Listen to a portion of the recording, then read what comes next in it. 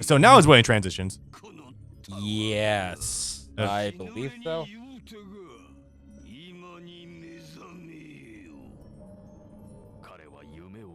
Yeah, what was I saying? I lost my train. At what point? The last thing I said. No, Namako, bird app, porn site. Yeah. Yeah, there was a bit for like a day where Musk accidentally said we're going to have our we're video hosting now. We're your next video. Ah, haha, he didn't know. No, of course he wouldn't know. I love out of touch rich people who don't know shit like this. A similar thing happened back with Star Wars. Yeah. I think you've mentioned this once on a recording, but go for it. So if you don't know, the famous cantina scene on Tatooine in Star Wars Episode 4, there is an actual name for the music that they're playing there because it's supposed to be jazz, but it's not jazz exactly. George Lucas decided in his knowledge to call it jizz. Now, him being apparently a sheltered Jewish kid from some state, didn't know that jizz can also be an euphemism for sperm. So as a result, it just kind of stuck and no one corrected him. And canonically, it is still called jizz. No, actually, at some point during the Disney era, some book or something came out that tried to correct the record by calling it Jats. Like with a T and a Z. Like, just lean into it. Yeah. Or just don't even fucking draw attention to it at all. Like, I'm not a believer of the Streisand effect, but I mean, maybe just leave it alone. Leave it be. But also, was it called that in 77, or is that something that's like, yeah, I came up with that term in like 96 or something? No, actually, like pretty close to the launch of the movie. Like, this is ancient. Then who cares, dude? You were probably exactly. You were well ahead of that being a term for semen. If you actually used that term in 1977. I'm not too sure about that.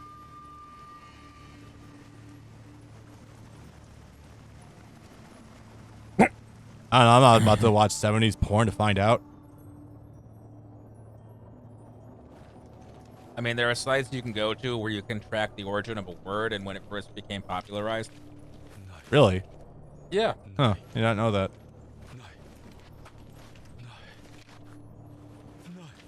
What? It is not Crystal Dynamics, indeed. Oh, it's doing that for you too. YouTube was also doing a thing for me earlier where it was playing YouTube video despite my phone being closed. Yeah, what? Anyway, so he went, so what I'm understanding, he went insane because he got his ass kicked, and now he's going underground in order to begin facilitating the resurrection, that's pretty cool, of Oda, as it were. This is the same stage, I think, for the first of Kojiro's. Yes. Yeah, do we have the spinny dudes? Yeah. Yeah, same stage. Holy fuck. Well, yeah, I'm decidedly not using Tenkai for this stage. Because I remember these guys, they're kind of rough. Man, Valdo was never this hardcore. Oh my god, this move is insane. Yes. It's like little, but not even just a speed. Like, the hitboxes of the square moves are crazy huge. You can keep mashing square too to keep going. Yeah, I know. I mean, it does stop automatically after a certain amount of time, but like, that time has not happened for a while. Also, you can hold R1 and like do certain moves, and it like juices them. I don't know if you're seeing that or not. Yeah. Like if I do R1 triangle. Oh yeah.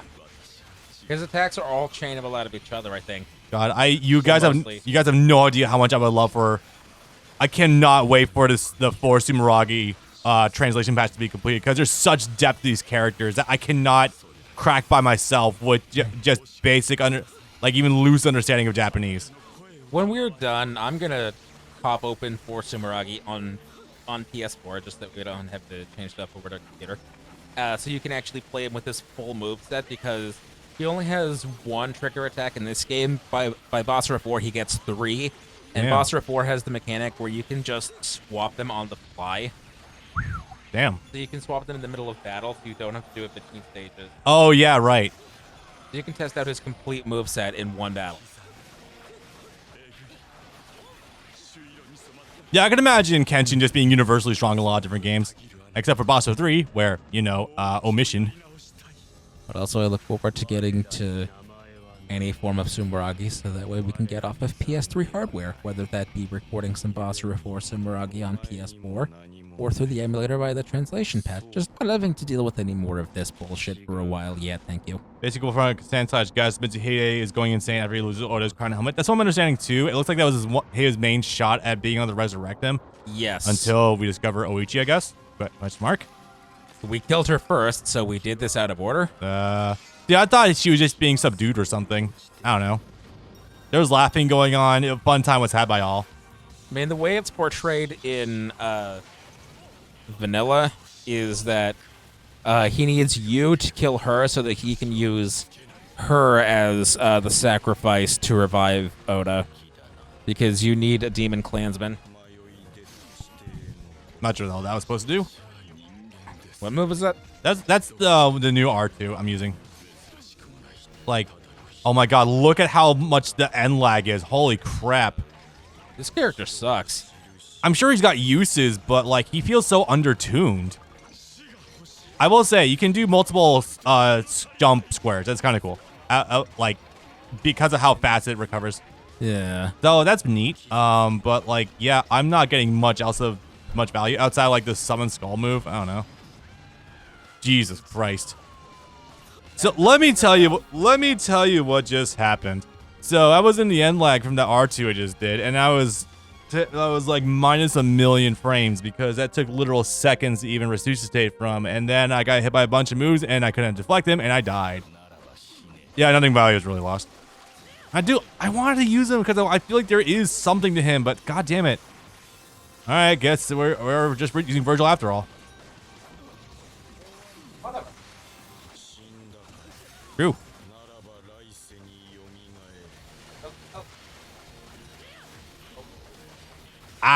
That a character this slow with the lowest defense? Are you fucking serious? Jesus Christ. Huh?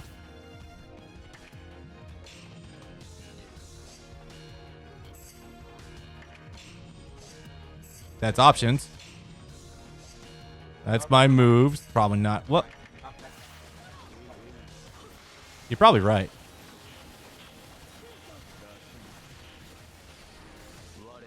This is kind of rough. Jesus Christ. You need to have a really deep understanding of your characters in order to actually get this far.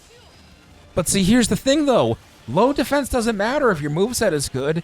Mitsunari's defense is also incredibly low, but his moveset is so good to compensate that will 90% of the time not be an issue. It also helps he has movement, too. The movement Yes. can also offset that, too. Momentum is a huge deal in these games. If you have no forward momentum, well, literally, you have no combat momentum either.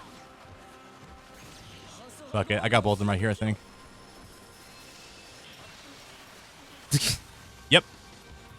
Oh, wait, no. The other one had iframes, I think. Nah, I think we're good. Well, that was the last one anyway. Yeah. Well, now I just gotta be a little bit careful because I have one character. It'll be just like playing a game normally then. In which case, grab the healing items from the area you're in before you leave. There should be some on both platforms. Correct. I'm sorry, man, for your loss, but you're making a scene. No, that's how I feel too, having to play him. You're not playing him right now. I am. Gesundheit. Yes. I played him once. No, I played him twice because I played his story. You play him in at least 4. a little bit because his level's maxed out. Yes, I did. Yes, I did. Also, I played him in 4. I'm sure he got better. I can't imagine by very much.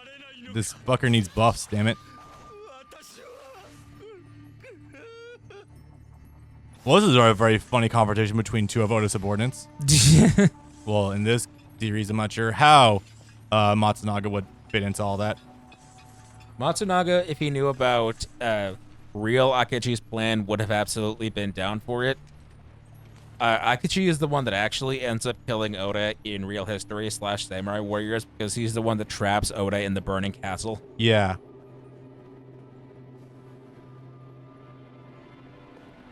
This man never flinches. The poker face is perfect. And again, yeah, I'm still waiting for low-key for something to come of his actual story. Yeah. He goes out on his own terms most of the time, and in any stage when you beat him, he doesn't let you kill him. He ignites his own body and just falls over flat dead immediately. He doesn't even whine or cry or grunt. Yeah. He is that cool. 7 minutes. Capcom, 7 minutes is all I have to waste with you. Capcom really inadvertently... Oh, no. What? It's a Virgil situation all over again. Oh, fuck. They inadvertently made one of the coolest characters ever, but they don't really know what to do with him. No. Hear me out. So, Virgil was written in DMC3 because of the intrigue raised with the Nello Angelo character, because being Dante's twin, that was already confirmed. And he was supposed to be kind of like killed off after DMC1 and DMC3 leading into each other. However, then Oop's character's popular. Let's bring it back as DLC in 4. DLC. And also bring him back at 5, and he will be DLC there. Yeah, that's exactly pretty much what's happened there, yeah. I have a question. I have an answer, maybe. Did they confirm that he was Dante's twin in 1 immediately in the game, or was that something that came out after the fact? Immediately in the game. Oh, wow. Okay, because I'm thinking of when you find out that... You would know they're at least brothers. I'm not sure if it was actually confirmed there that they were twins. Okay, because I'm thinking about in... 4... Holy fucking shit, this character is nuts! I know, right? In 4 with Virgil and Nero, where you find out that Virgil is Nero's father, not in 5 in-game, or at least not first there in-game. You find that out in an art book for Devil May Cry 4 that released in 2010. Because those art books, because Capcom art books have interviews in them with devs and the cast and whatnot. So it's funny too, because the first in-game time you're actually explained that Nero is in fact Virgil's son is actually Marvel vs. Capcom 3. So, which would have come out after that Devil May Cry 4 art book. Probably. I need to show you the Sengoku Basara 3, not 4 art book that I bought at a convention a few years back, because that is fully translated, because it's the Samurai Heroes art book, and that does have translated interviews from the Japanese cast and the Japanese dev. Now, what's funny, too, is I actually do own that DMC art book you're talking about, I'm pretty sure. Do you? It's a very tiny thing, but it is an art book. Oh. I think either Conrad got it from me or I got it somewhere at a convention. I was going to say, because, yeah, I have that on, not on the shelf here, but I have that in the closet. I could pull out the boss run I'm talking about in, like, a minute if I wanted. I'm not going to get up, but I could do that. So neat. Oh, my God. Just trying to remember how to do a slashing moves again. There we go. You can he can follow up any combo with that forward slash. And this. Yes. Oh, you need to hold down in order to do the rapid flashing, I think. He's a quick draw character, obviously. I think he might actually have quick draw buffered input even. Like, you wait for him to sheath his sword and you can immediately cancel that sheath animation into another attack. He's not that tactical, but it definitely feels like you gotta hold down buttons in order to get there. He's not stance-based like Kojiro, I'm pretty sure. Maybe not yet, he's not. Might get there, I don't know. My man had a bit of a wild night. He lost that fight, by the way. Oh, naturally. I mean, of course, but it's worth stating for the record. Yeah. But no, absolutely 100% one of the coolest characters Capcom's written, and just nothing's really been done with them yet. Ugh.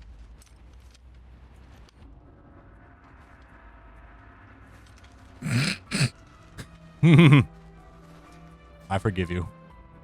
Blow him. Blow him to bits. Do a flip. Oh, yeah, and the fucking needle fingers, too. Ugh. Oh, yeah.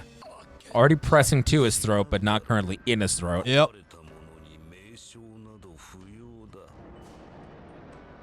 Man, we're leaving this game on a hell of a cliffhanger. It'd be amazing to see where this plot thread is going with Matsunaga. I can't wait to see what his master plan actually is.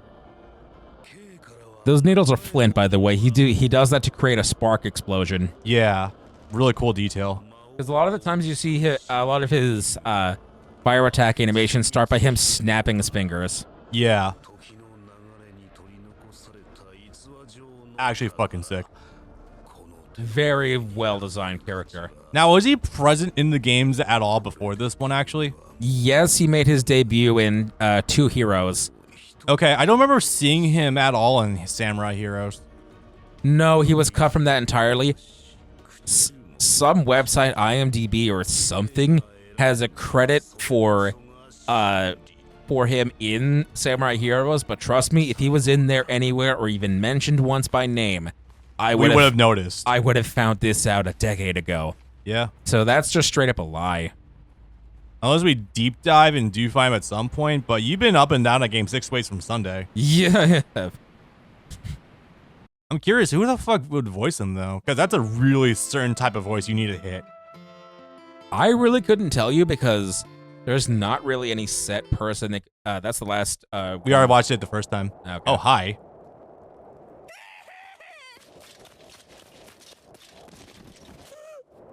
Me waking up late for work. Oh.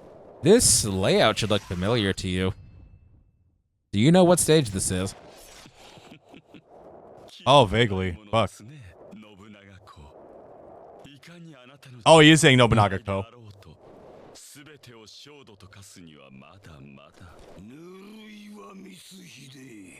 Oh, we haven't played anything, I mean, aside from this, that has Japanese Oda in it. That's Norio Wakamoto, that's Zemnis, that's Cell. Oh, wow. I do hear the Cell now.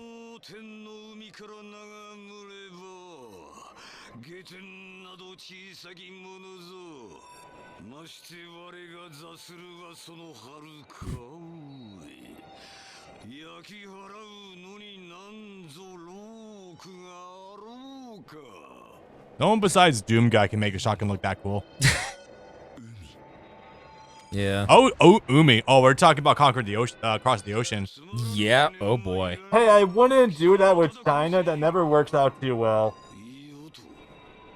Your successor is gonna fuck that up twice with Korea. Hideyoshi. Yep. And then further down the line too, you guys just can't invade China. I'm sorry, the storms always get you.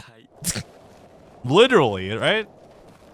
You are not prepared, equipped to deal with countries that are literally 4 to 40 times your size.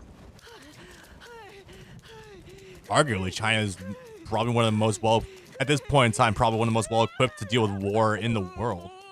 That chart that always comes out is America spends more than 10 times every other country on the planet in terms of military spending. The next two that come in line are always Russia and China. China's number 2, Russia's number 3. The other two superpowers being, yeah, well, Russia's slipping a little bit.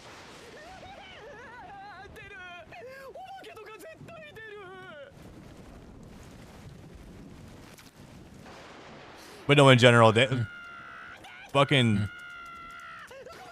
China has just been through so many internal wars that they're more than well equipped enough to deal with an outside force.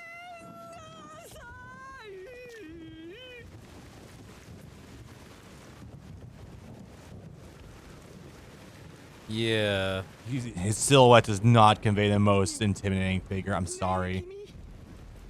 The spikes take away from it. In the giant size too.